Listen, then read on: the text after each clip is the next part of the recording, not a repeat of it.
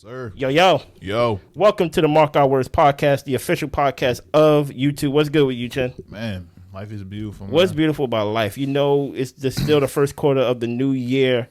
How are you treating 2024? Man, I'm not getting beat up, man. Oh, my God. I'm not getting beat up, man. What?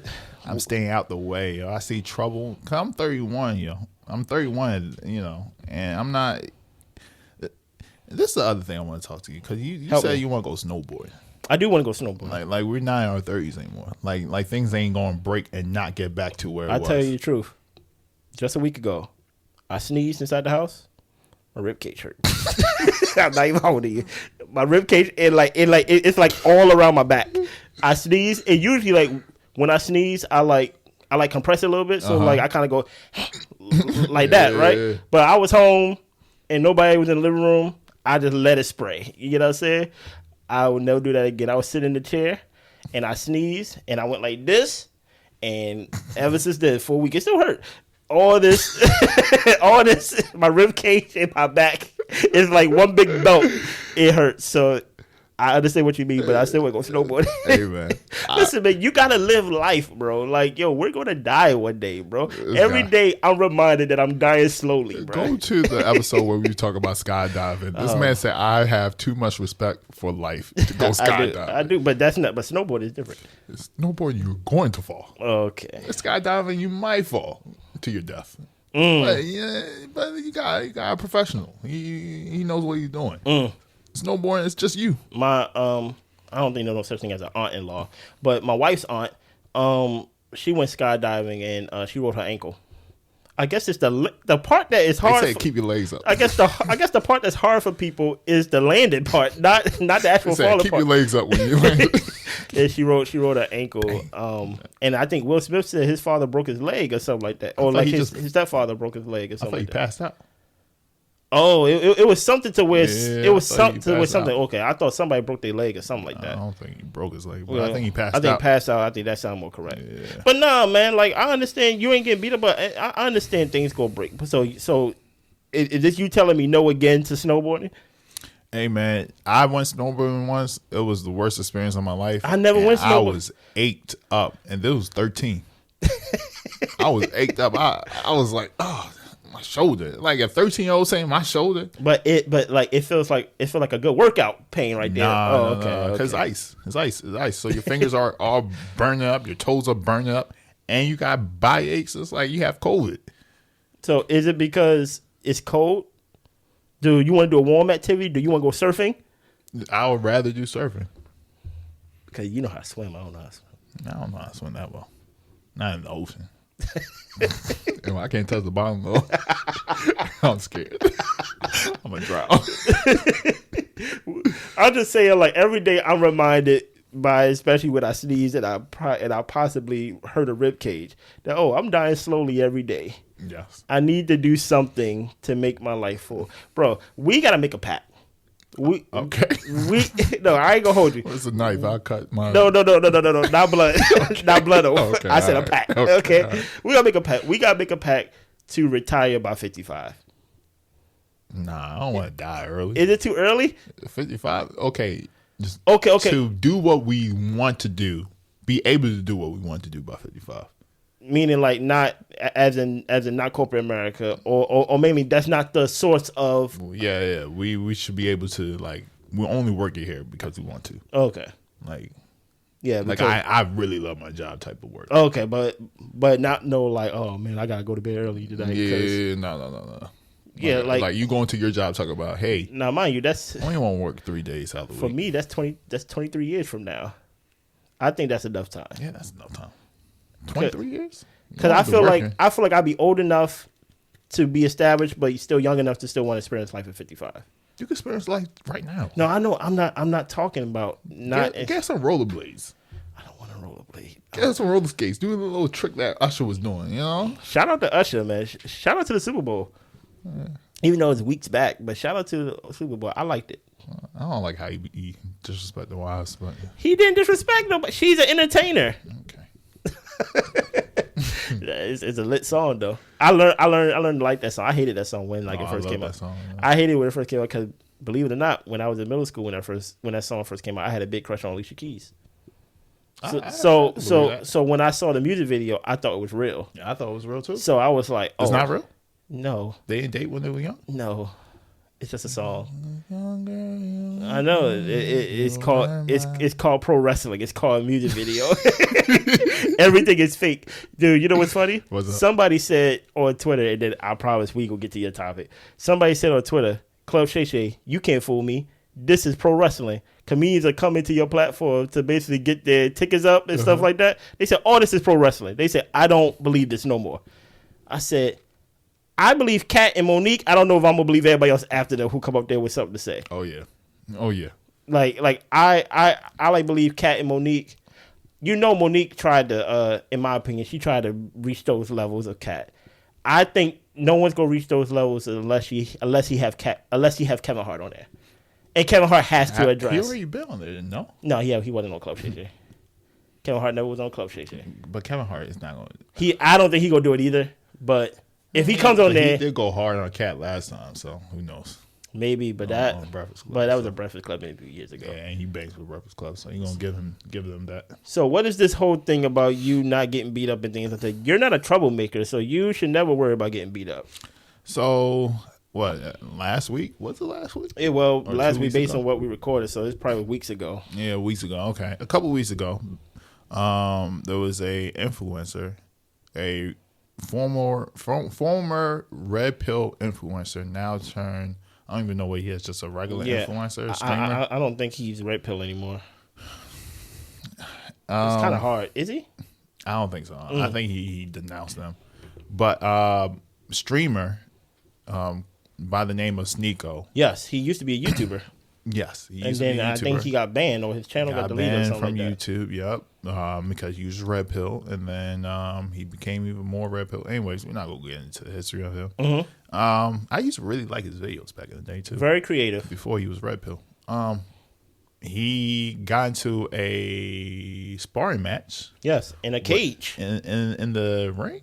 Was it a ring or a cage? It was a UFC. I want to say UFC ring? I want to say a UFC cage. I want to say it was that.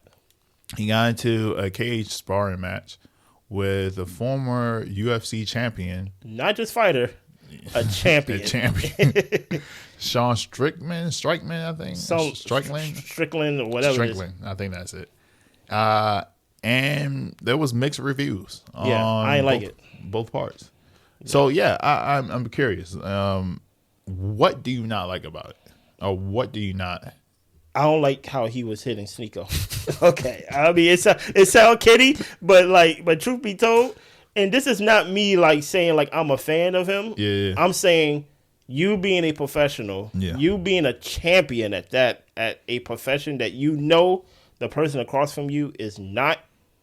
I don't care how much Sneako may have talked himself up or basically been like, hey, I want to do this. Let me do this. I feel like you being a champion or you being responsible enough, in my opinion, to be like, no, I'm not going to do this. By the end of the fight or at the end of the sparring thing, like Sneako knows his busting. Now, he ain't dying nothing like that. No, but I'm just like, he was shaking. But it's all fun and games if everything goes planned. Yeah. What if he would have like dropped on the floor and died? You get what I'm saying? Like so I'm like, you knowing what you can do, I just felt like it was not fair to punch on Sneako knowing that he can't block it, he can't even move around the ring like you do. You get what I'm saying? You like definitely when it comes to fighting and boxing, there's a way to like angle your opponent. Like there was no way for Sneako to do there was no way for Sneako to run from those punches and things like that. So I ain't like it. And I think that was one take on the matter. Whereas me, oh my goodness, I enjoyed it. I enjoyed it. I enjoyed it, man. Enjoyed it. I did. It was a nice little. I think because I've been hearing the narrative of I could take a professional fighter, and granted, it's Sneako, so he's not the most biggest athlete. But there's been a lot of talks about like I could fight him, I could do this, I could do that, and it's like one of those things where like these people on social media would say, "Oh yeah, KD, I could take you can't take KD. No, you can't take KD. You can't even take the worst basketball player in the NBA. Mm-hmm. Most D1 athletes can't do that. And so when I hear these things, I like to see, and especially if you're one of those people talking, I like to see them be proven wrong. So basically, because it's disrespectful. You are like, so you was a big fan of pros versus Joes back in the day, basically, to where the pros get a chance to actually like shut the Joes up. Yes. And things like that. Being wrestling, football, basketball, swimming, whatever it is. Whatever it is. And I think, for on the larger scale, there needs to be bigger picture. There needs to be a return of accountability. There has to be. And there's So how come Sean couldn't be accountable for his actions? His actions. He is the one that's the pro and the champion. He knows that he can beat up Sneako. You get no points for beating up Sneako. And he didn't get any points. You don't care. You step in the ring. But he also knows that if he did get beat up, if he did get knocked out, that would have been that's life changing. I ain't gonna hold you. That's life changing. Like Sneako loses no points getting beat up. He losing no points. He loses no points, and the other guy don't gain no points. One, because people already see him as an idiot, and so he's still an idiot, And most people, but if he beat him up, Sneako, okay, Sneako, all right, Sneako with the hands, okay.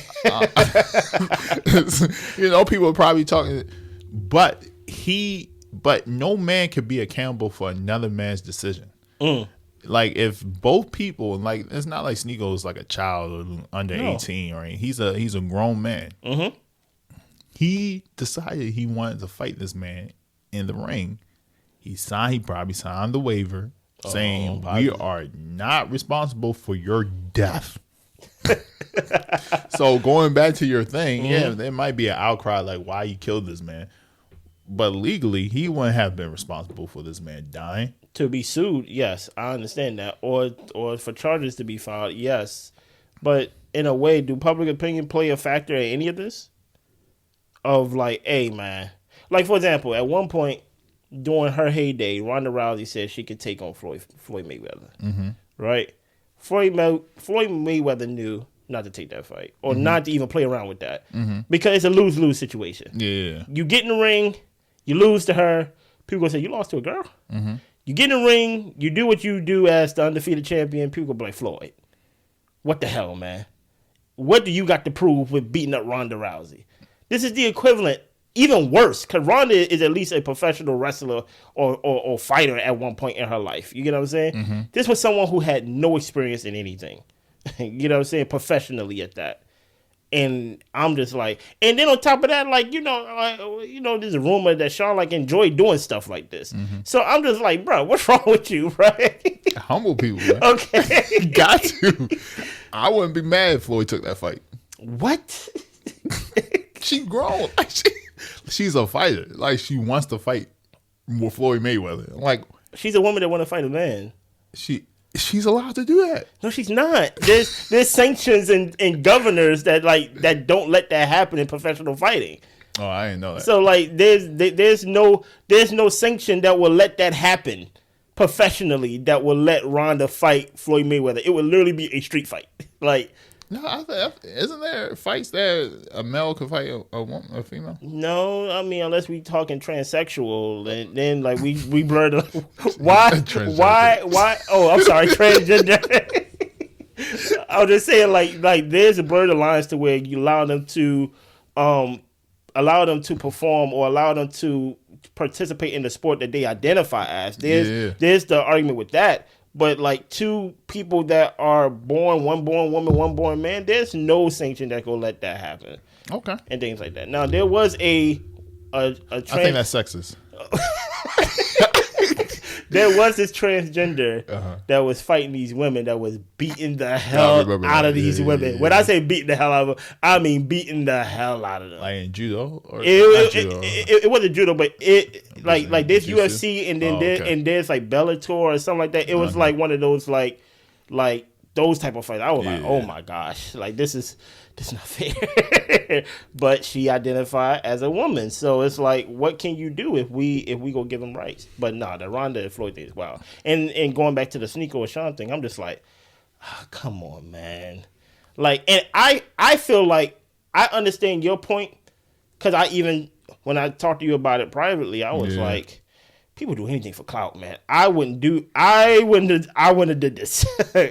Like, you're a grown man. People just want eyes on them. They don't care what they doing. Like, I'm like, get beat up. I'm gonna give it to you. I'm like, nah, man. I'm gonna give it to you. What you seeking for, I got it for you.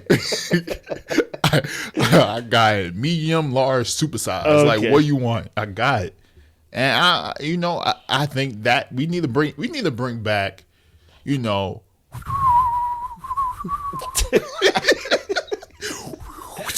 You need to bring that back, because people be trying to like. I don't understand. Why do you think you could even last in a ring with a? I'm confident. Okay, they confident too, and skilled, and so and a champion. If you're confident, I think you allowed to then test your confidence. Oh my god! See how far your confidence could take you. And I think this needs to come back, because there's been so many. I don't know if it's social media or people always been like this, but there's been such a right to speech, or a right to give your opinion, or a right to just, call somebody trash. Until, one thing you always told me is like, comedy is hard. Stand up is hard. Yeah.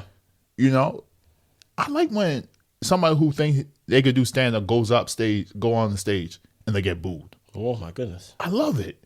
What you thought this was? You thought, I remember when T.I. was trying to be a comedian. He don't do that no more. Well, put like this, at least not on camera. Hey, everybody, give me your phones.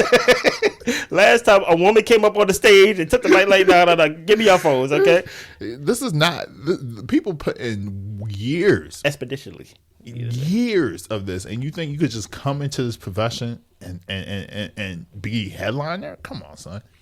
Like, and there needs to be accountability. You need to get booed. You need to get punched in the face. People always say, this person need to get punched in the face. They talk too much. Sneako got it. Sneako got it. It wasn't one punch. You gotta realize, though. It wasn't one punch. That thing probably felt like an eternity, bro. But, I don't know. Do you see the whole fight? I ain't see the whole thing. So, initially, Sean wasn't fighting back. Oh, okay. He was just, dodging the punches. Okay. And he kept telling, you got about a minute left. I'm gonna go hard. Oh, and no. Sneako's doing his little 1-2, and Sneako, he knows how to throw a punch. Okay. Like there was great movement. He was moving around the ring. Mm-hmm. He wasn't getting trapped. He was punching him, but he just not skilled. Yeah. Like he wasn't countering. Yeah. And every time there was no power behind his punches. Mm-hmm. So, there was a point where Sean just let down his hand and he was just getting punched in the face. He's like, you got about 30 seconds. Oh, my gosh. And he was like, you ready? And then that's what we saw, the clip where he just went ham. And the thing is, someone was reviewing the fight. You probably don't know how to knock nobody out for real. Jeez. Imagine somebody give you a clean shot to punch him and you don't know how to knock him out. Man, you're like, yo, I saw this on YouTube. How come it's not working? But it could also be like, hey, we're just sparring. It's just because I had a sense maybe there was no power because he thought we was just having like a friendly sparring. I'm like, this man is not like. But then again, maybe you don't want to piss this guy off. Exactly, so. And then all of a sudden I'm getting choked out. So maybe you don't want to punch him too hard. So, but yeah, so after that he does his thing.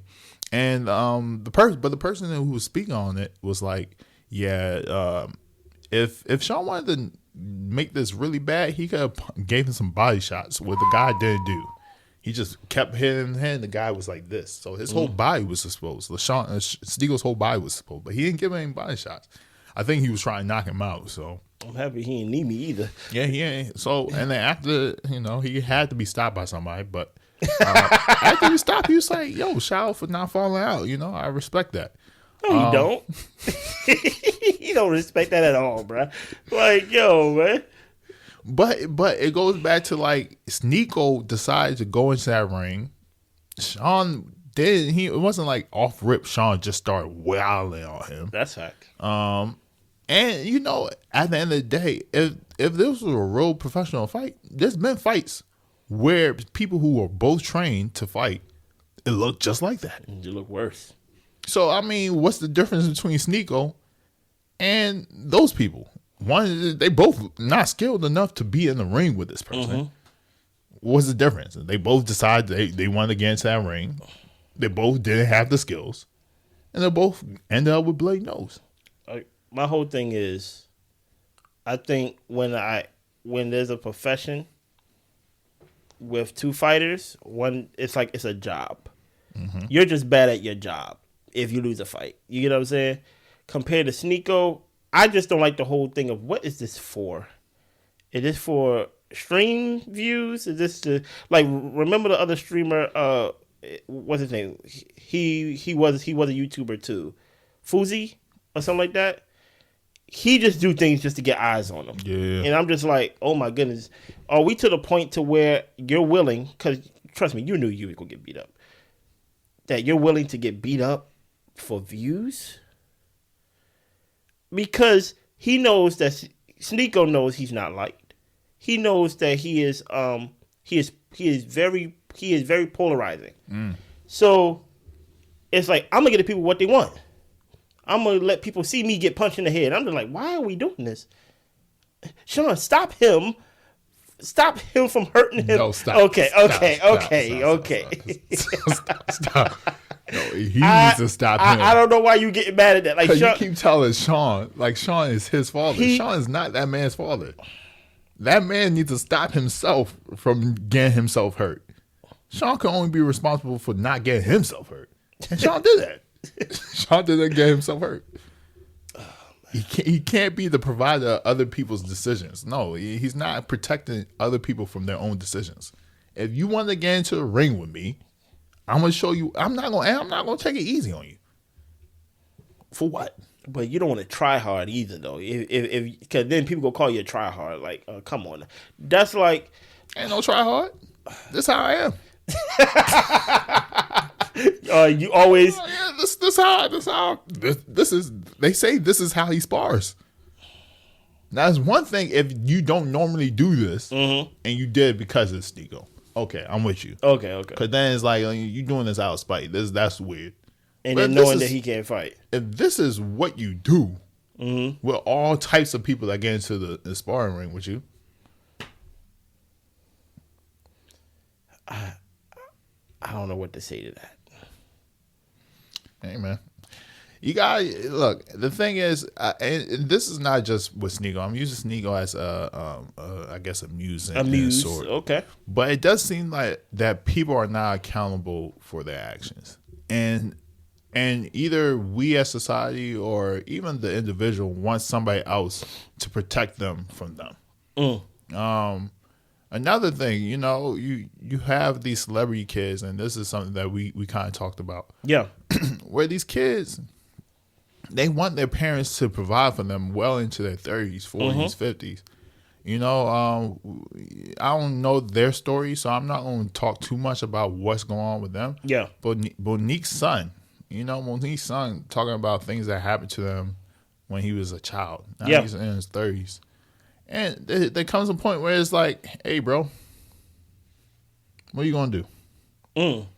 Wait. Yeah, it got weird for me after, like, the fourth video they made. They still make a video? Yeah. Because they are talking to each other on social media. No, they talking to us about each other. Yeah.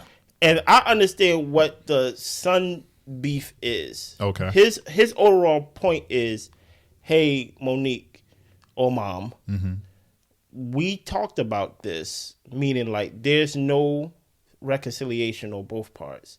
We agreed that we both can't reconcile.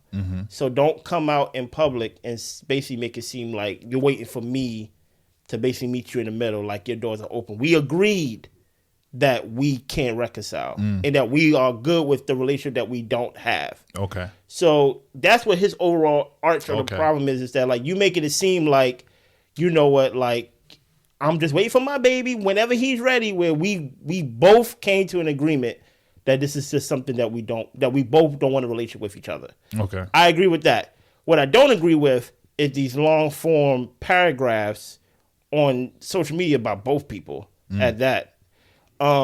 Because I'm like, what are you trying to prove? Like you're no longer talking to each other. You're trying to sway the audience now. Yeah. And I'm just like, that's what I'm with you with accountability.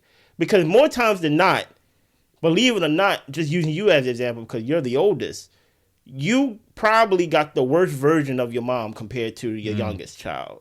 You get what I'm saying? Yeah. And this is me not even knowing their story. Yeah. So in that process, are you going to be resourceful or are you going to be resentful? Yeah. Are you going to resent your siblings and resent your ignorant parent?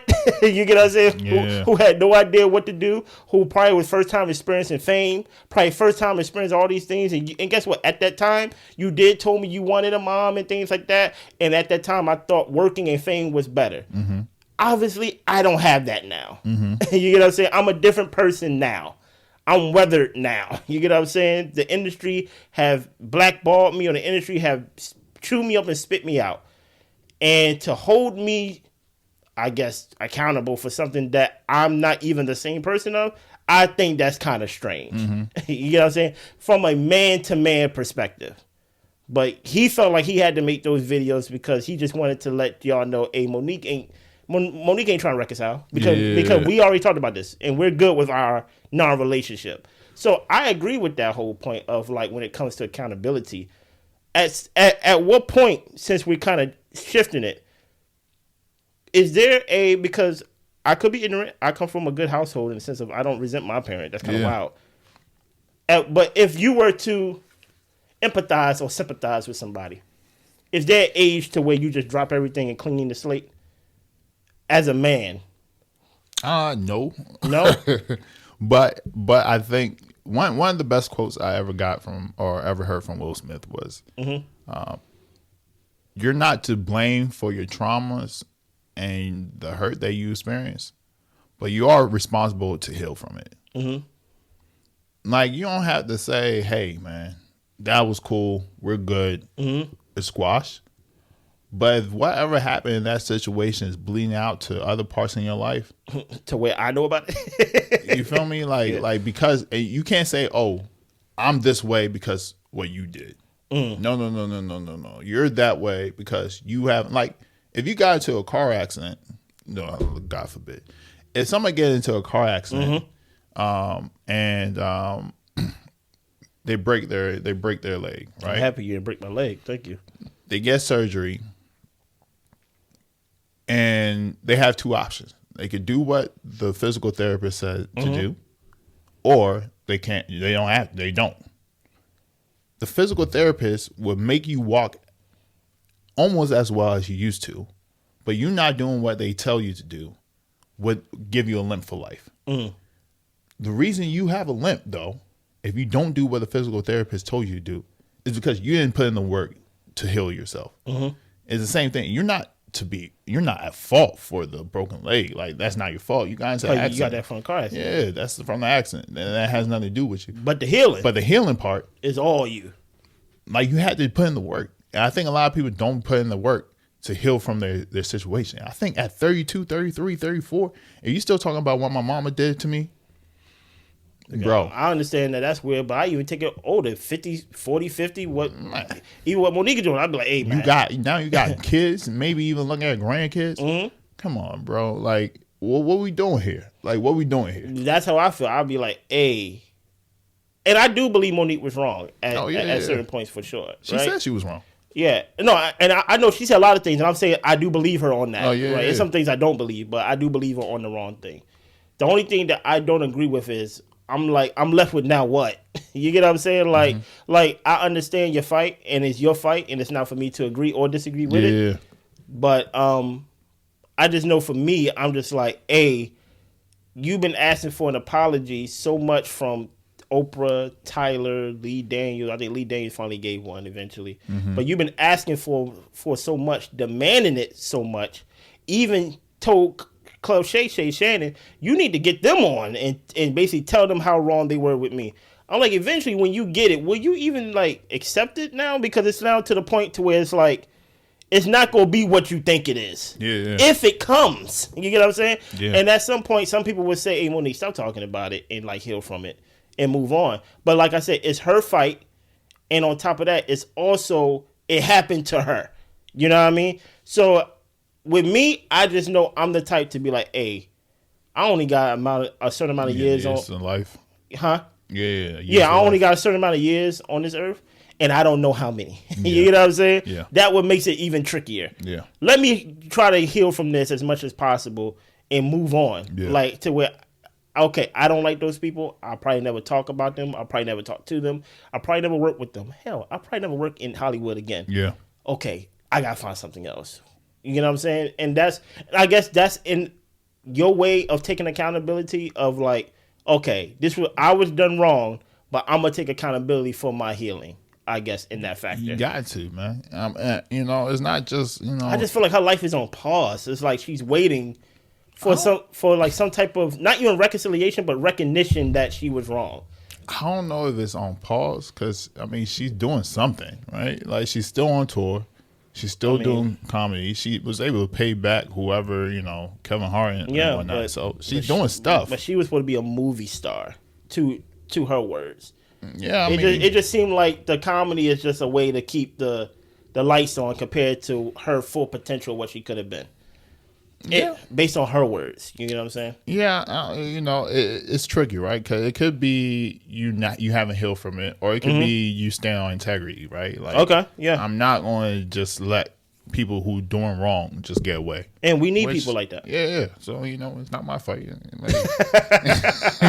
But yeah, I think not just her and her situation or her kid's situation, but you see so many situations like that where people are blaming other people for the circumstances of their lives, and a lot of times, yes, they are to be blamed. Yes, but eventually, if you're a man, and this is something that I always go back to, if you're a man, you saw your parents, have a toxic relationship where the husband was abusive or your father was abusive towards your mom. Mm-hmm. Doesn't give you an excuse to be abusive as a man. That'd be crazy. Yeah, like you can't. I hit my girl because I saw my daddy hit his wife. That's proven that scientifically that happens, but nobody's going to excuse that. Like if going to the same jail as he is. So you have to eventually take ownership of your life and your decisions. Like you can't say I hit my girl because I saw my father hit my mom. Like, bro, you're a grown man at this point. Like you're not a child no more. Like if you knew you had that in you, go seek help. Yeah. And kind of remind me of these weird analogies, like breast cancer. If you know breast cancer runs in your family, you get what I'm saying?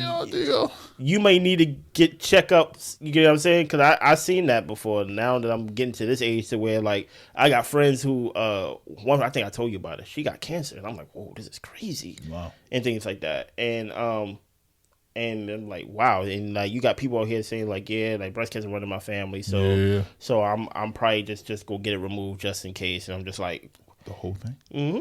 You have people doing those, but like now it's to the point to where it's like they I think they do plastic surgery right after or something like that to like replace it. So it's not like it's like a lump or like a limp boob or anything like that. It's just got the perky joints. Okay. Wait, ain't you 60? I'm like, it's actually better. No, I'm talking about like I'm not even talking about like old people. I'm talking about like people 30s, like before they even get to 40. They like, yeah, my grandmother had breast cancer, my mother had breast cancer. I'm probably gonna get it. Just get it removed and stuff like that. Once they get done breastfeeding, whatever they do to their children. That's smart. They just like, I don't need it. You know, as a matter of fact, I get not a free plastic surgery, but I get some boobs. You know what I'm saying? Probably being short. So if you can. We'll see, man. How was there ever a point in your life that you took accountability for granted that made you go, okay, I need to take accountability? Yeah, I think, for the longest, I used to blame the way I was raised on just little weird things. Like, I don't even know. Maybe, okay, one would be my education. Like, I was never a great student. Like, I just wasn't. Mm-hmm. And there was a part of me that was like, yeah, my mom never was really hardcore on me studying. Like, how, I guess for you, she was like, nah, she was hardcore. But for me, I saw a lot of my Nigerian cousins and Nigerian friends. Their household ran like a dictatorship. I'm about to say your cousin's pretty smart, or at least they knowledgeable of a lot of things. This guy, one of my cousins, got a perfect score on the math part of the SATs. Perfect score. Keeping that stereotype alive, boy. Perfect score. I think he was like top 2 or top 3 in the nation on the SAT. It was weird. And you're like, I'm pretty good at math. Yeah. You're like, but I'm not top 2, top 3. And so I felt like if I had more structure in my education and in my, home parenting, I thought I would be doing better in school.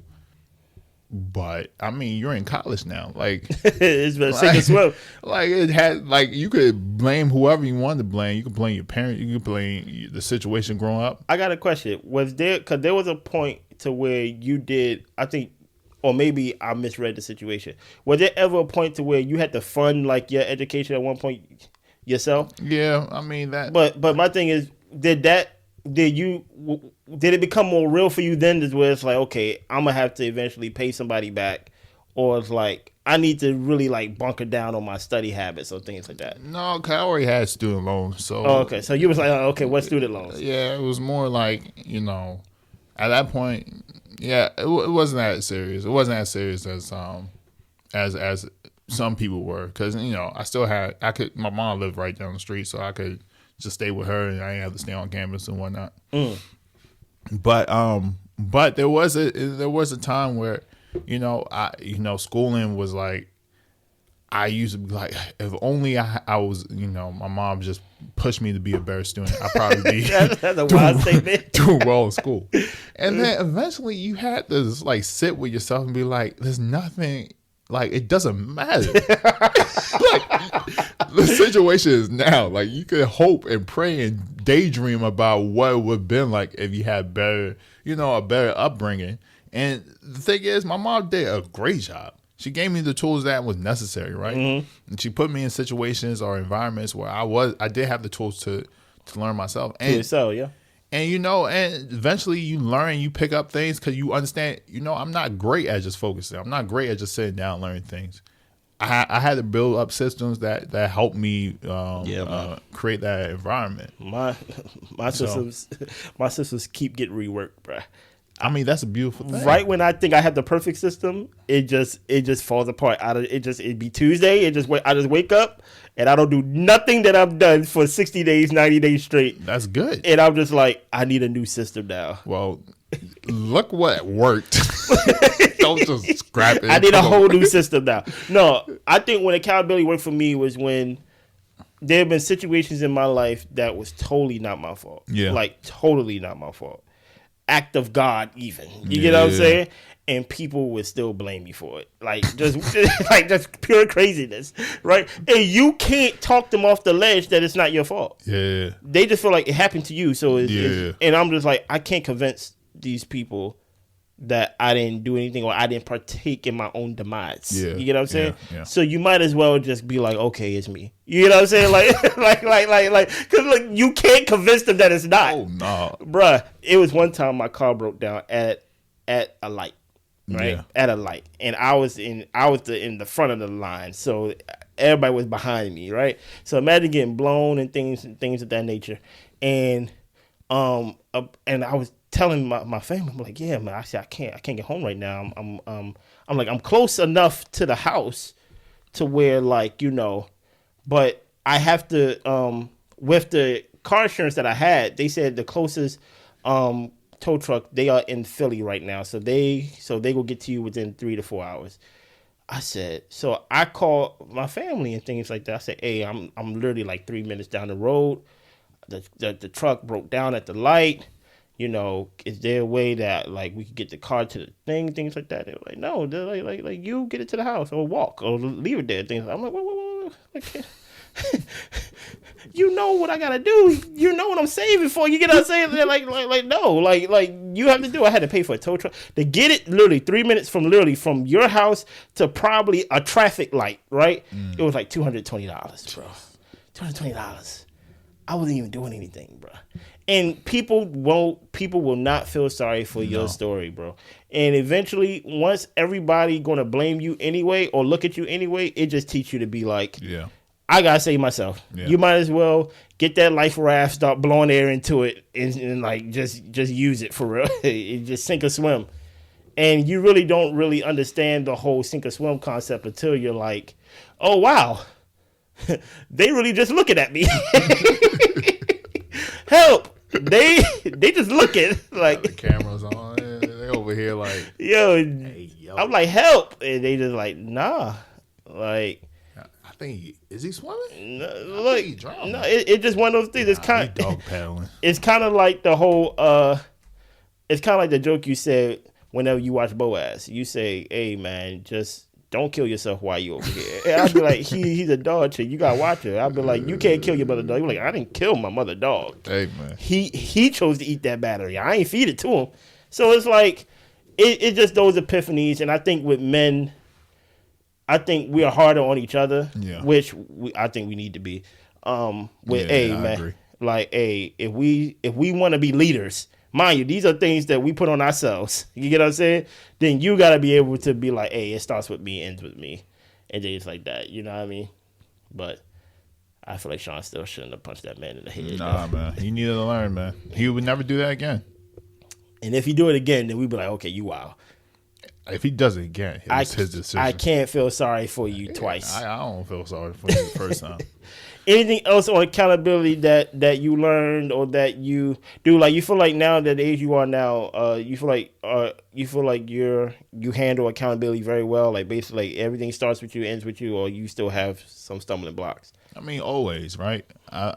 One of the latest, I guess, parts of accountability that I encountered was therapy. I remember going through therapy, and I thought therapy was going to be like what I saw on the TV, where you just tell your story and then your therapist just give you like enlightenment.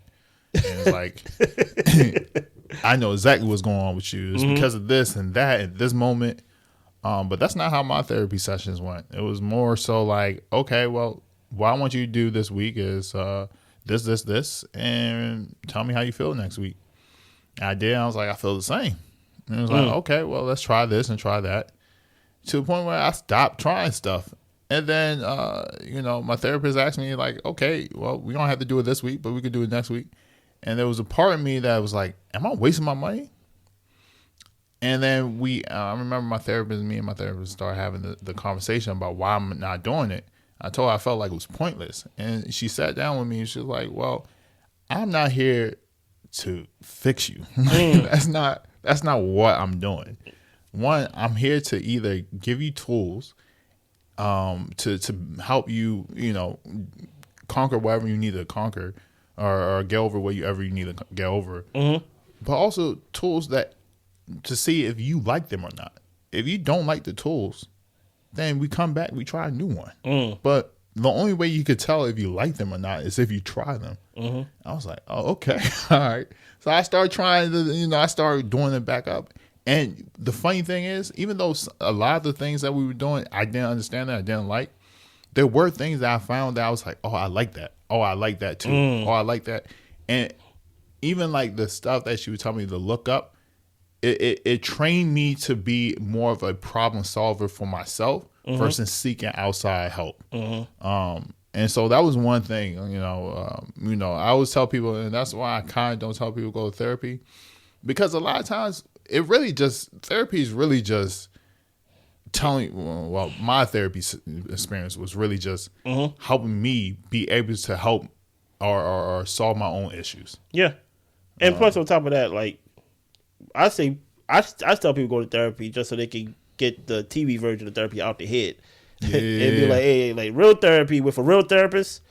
Hey, if you want to go to fake therapy, go to your pastor. Yeah, you know what I'm saying? That's like TV therapy. Yeah, he gonna tell you what's going on. Exactly. But a real therapist is like practicing medicine. Yeah. Like they gonna say, hey, try this. Yeah. And then we gonna see the results. Oh, that ain't work. Did that give you a rash? Okay, try this. Try that. Yep. Like that's basically what it is. With me, accountability, I always think of accountability when it comes to like my weight and stuff. Especially since me and Blair about to watch this new show called or review the show My 600-Pound Life, right? All you hear is fat people on that show with no accountability and things like that. And some of the stories be dark, like of how they be having eating disorders and things like that. But to be 700, 650, 500 pounds, it's a big lack of accountability. Yeah. So sometimes I busy myself. I don't prep, especially when I don't prep. I'm like, oh, I ain't eat today. Let me get some peta. Let me get some oxtails. You get what I'm saying? So it's always that when it comes to eating and things like that, or eating healthy, I always lack accountability in that, even now, but I'm getting better. Shout out to your wife. She got my girl hooked on or hip to Noom. Well, Noom. I won't say she got her hip because apparently she was using it for studies back in the day. But hopefully she's using the free version. Well, it's only like a 7-day free trial. Oh, well, if she still uses it, that free trial is over. Yeah, it's about to be over. But yeah, your wife was the first time I heard it, so it's cool that now my girl. I like Noom sometimes. Sometimes they be like, you did very good for 30 days. Have a cookie. It'd be like that. And I'd be like, no, I don't want a cookie. I've been doing good for 30 days. You know what I'm saying? Anything else on accountability that we need to let the people know about ourselves and about anything else? Let's bring it back. Bring it back in your churches, your community, your neighborhoods, your schools, your family. That is all Monique want. Monique want people to be accountable. Chin want Sneako to be accountable. Nah. Hey, Monique's son, be accountable. Everybody be accountable. Daddy, be accountable for whatever you doing. I'm calling that man daddy. Man. Listen here. I actually had to look up his name because that's what Monique called him. What's his name? Irvin? His name is Mr. Sidney. Sidney. You know what I'm saying? Like, I don't want everybody to be accountable, man. He does look like an Irvin, though. Or I don't know, one of those old head names. I don't know. Sidney's not an old head name. Oh, okay. Well. He talk like an old head. I'm sure there's old people named Sydney. Cause I'm sure Sydney. Oh, yeah, you're right. Yeah, people grow old. So, anything else? Yeah, no. No? Y'all be good. Blessings.